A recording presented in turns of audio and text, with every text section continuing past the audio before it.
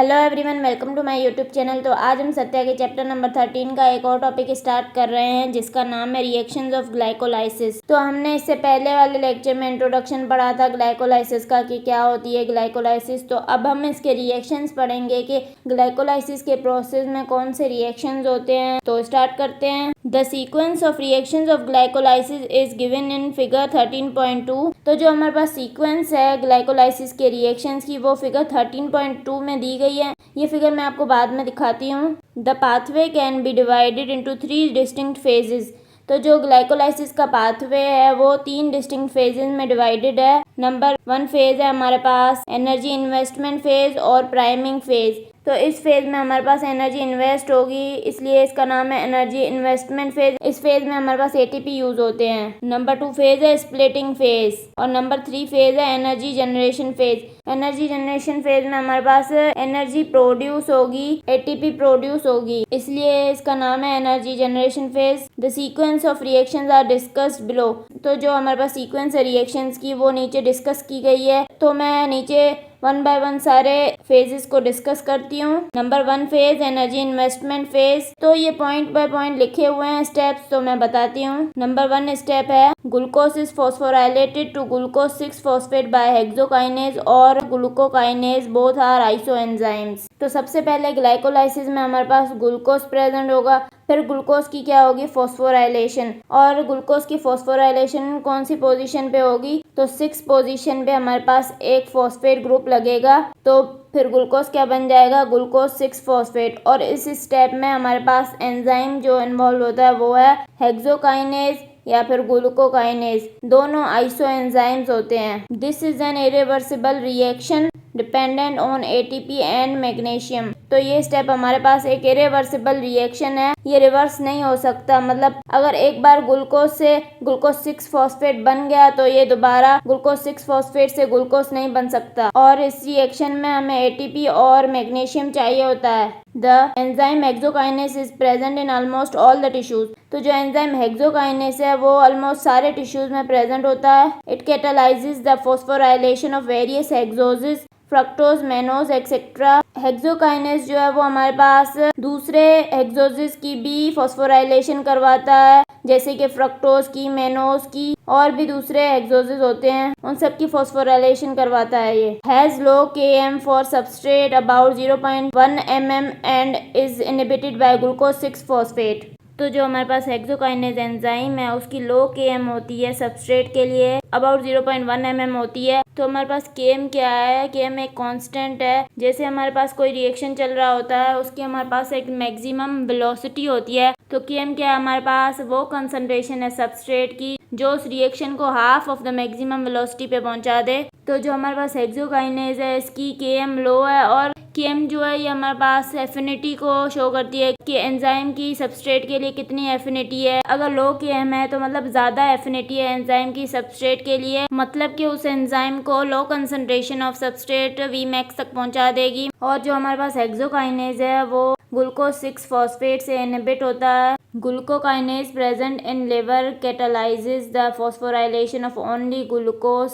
तो ग्लूकोकाइनेज जो है वो हमारे पास लिवर में प्रेजेंट होता है, ये सिर्फ हमारे पास ग्लूकोज की फॉस्फोराइलेशन करवाता है। हेक्सोकाइनेज तो बाकी सारे हेक्सोजेस की भी फॉस्फोराइलेशन करवा रहा था। Has high Km for glucose 10 mm and is not inhibited by glucose 6 phosphate. तो इसकी हमारे पास हाई Km होती है ग्लूकोज के लिए 10 mm होती है, और ये हमारे पास ग्लूकोज 6 से इनहिबिट नहीं होता। Due to high affinity low Km glucose is utilised by hexokinase even at low concentration. तो मैंने आपको बताया था ना जिसकी लो Km होती है उसकी हाई एफिनिटी होती है। तो जो हमारे पास हेक्सोकाइनेज है उसकी हाई एफिनिटी की वजह से ग्लूकोज जो हमारे पास इवन एट लो कंसंट्रेशन पे भी यूटिलाइज हो जाता है। Whereas glucokinase acts only at higher levels of glucose, that is after a meal when blood glucose concentration is above 100 milligram per dl।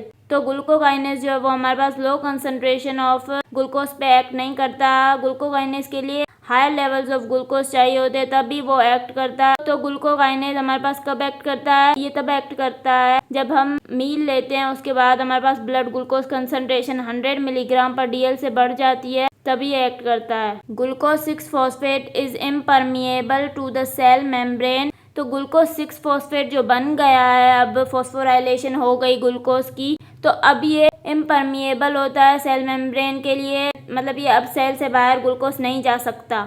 It is a central molecule with a variety of metabolic fates, glycolysis, glycogenesis, gluconeogenesis and pentose phosphate pathway. तो अब ये जो glucose 6 phosphate बन गया, ये हमारे पास एक central molecule है। इसके बहुत सारे मेटाबॉलिक फेट्स हैं, जैसे कि ये ग्लाइकोलाइसिस में यूज़ हो सकता है, ग्लाइकोजेनेसिस में यूज़ हो सकता है, ग्लूकोनियोजेनेसिस में यूज़ हो सकता है, पेंटोज फॉस्फेट पाथवे में भी यूज़ हो सकता है। तो अब इसके बहुत सारे मेटाबॉलिक फैट्स हैं। नंबर 2 स्टेप है glucose 6 phosphate undergoes isomerisation to give fructose 6 phosphate in the presence of the enzyme phosphohexose isomerase and magnesium. तो अब हमारे पास ग्लूकोज 6 फॉस्फेट बन गया। अब उसकी क्या होगी, आइसोमराइजेशन होगी और वो फ्रक्टोज 6 फॉस्फेट में कन्वर्ट हो जाएगा। और इस स्टेप में जो एंजाइम रिक्वायर्ड होता है वो है फॉस्फोहेक्सोज आइसोमरेज, और मैग्नीशियम भी इस स्टेप में रिक्वायर्ड होता है। नंबर 3 स्टेप है fructose 6 phosphate is phosphorylated to fructose 1,6 bisphosphate by phosphofructokinase PFK. This is an irreversible and a regulatory step in glycolysis.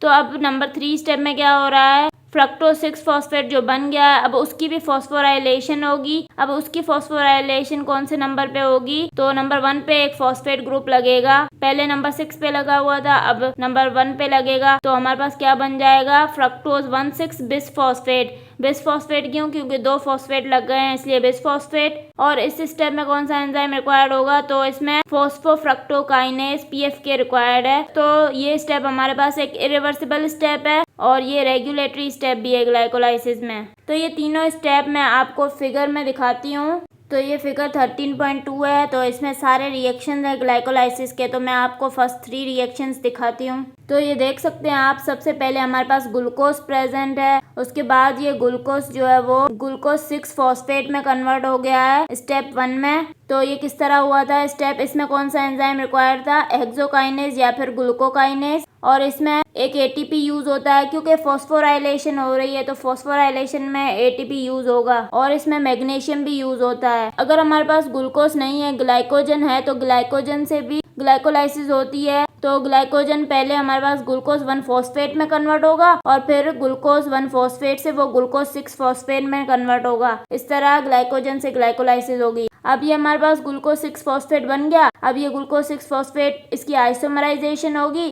और ये फ्रक्टोज 6 फॉस्फेट में कन्वर्ट होगा। तो इसकी आइसोमराइजेशन के लिए कौन सा एंजाइम रिक्वायर्ड था, फॉस्फोहेक्सोज आइसोमरेज। अब हमारे पास फ्रक्टोज 6 फॉस्फेट फ्रक्टोज 1,6 बिसफॉस्फेट में कन्वर्ट होगा। तो इसके लिए कौन सा एंजाइम रिक्वायर्ड था हमारे पास, फॉस्फोफ्रक्टोकाइनेज। और इस स्टेप में भी एक ATP यूज होती है, क्योंकि फॉस्फोराइलेशन हो रही है यहाँ पे भी। यहाँ पे जो है वो हमारे पास नंबर 1 पोजीशन पे फॉस्फोराइलेशन हो रही है और इस स्टेप में हमारे पास नंबर 6 पे फॉस्फोराइलेशन हुई थी। ये देख सकते हैं आप, इसमें ये यहाँ पे फॉस्फेट लगा है नंबर 6 पोजीशन पे और यहाँ पे ये नंबर 1 पोजीशन पे लगा है हमारे पास फॉस्फेट ग्रुप।